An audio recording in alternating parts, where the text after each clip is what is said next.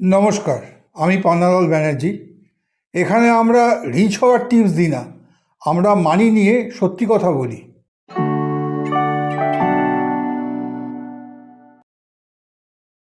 ধরুন দুজন মানুষ একই স্যালারি পায়, একজন 10 বছরের জন্য ফাইন্যান্সিয়ালি ফ্রি, আরেকজন এখনও ইএমআই আর স্ট্রেসের মধ্যে আটকে।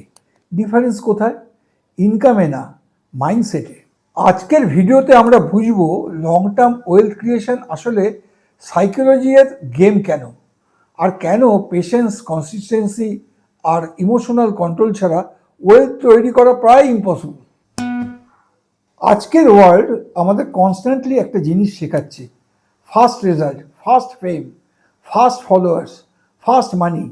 সোশ্যাল মিডিয়া খুললেই 1 মাসে লাখ টাকা, ক্রিপ্টো দিয়ে ওভারনাইট প্রফিট, ট্রেডিং করে জব কুইট। কিন্তু রিয়েল ওয়েলথ অলমোস্ট সবসময় স্লো তৈরি হয়। প্রবলেম হলো আমাদের ব্রেন ইনস্ট্যান্ট রিওয়ার্ড পছন্দ করে। এই কারণে মানুষ স্লিপ স্টপ করে, প্যানিক সেল করে, শর্টকাটস খোঁজে, রিস্কি স্কিমে ঢুকে পড়ে। কারণ স্লো গ্রোথ বোরিং লাগে।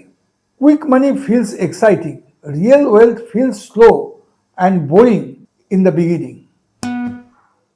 ধরুন আপনি প্রতি মাসে 5,000 টাকা ইনভেস্ট করছেন।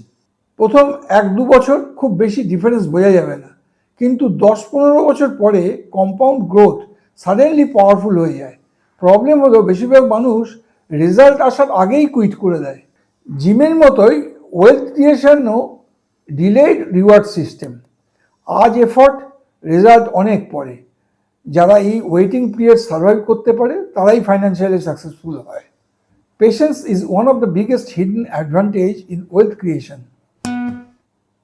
মার্কেট ক্র্যাশ হলেই মানুষ ভয় পায়, সবাই সেল করতে শুরু করে। কিন্তু স্মার্ট ইনভেস্টর কি করে? ওরা কাম থাকে, কারণ তারা জানে টেম্পোরারি ফল মানেই পার্মানেন্ট লস না। ইমোশনালি উইক ইনভেস্টার্স হাইয়ে বাই করে, লোয়ে সেল করে। আর ডিসিপ্লিন ইনভেস্টার্স নিয়ম ফলো করে, লং টার্ম ফোকাস রাখে। মানি ম্যানেজমেন্টের আগে ইমোশনাল ম্যানেজমেন্ট দরকার। Your emotions can either grow your money or destroy it. অনেকেই ভাবে স্মল ইনভেস্টমেন্ট দিয়ে কি হবে, কিন্তু ট্রুথ হলো কনসিস্টেন্সি ছোট অ্যামাউন্টকে ম্যাসিভ ওয়েলথে কনভার্ট করতে পারে।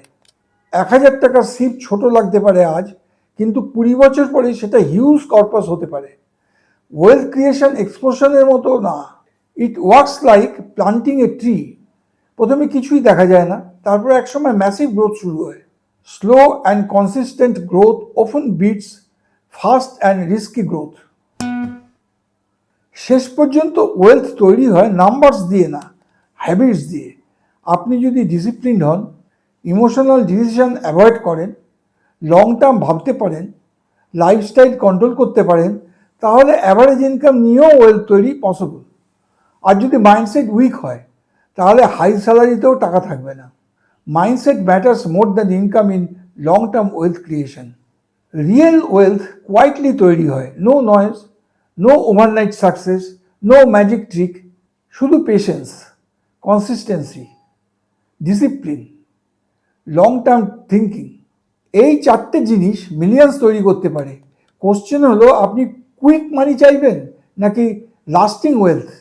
পরের ভিডিওতে আমরা কথা বলবো why smart people still stay broke. অনেক ইন্টেলিজেন্ট মানুষও ফাইন্যান্সিয়ালি স্ট্রাগল করে কেন, এটা জানতেই নেক্সট ভিডিও মিস করবেন না।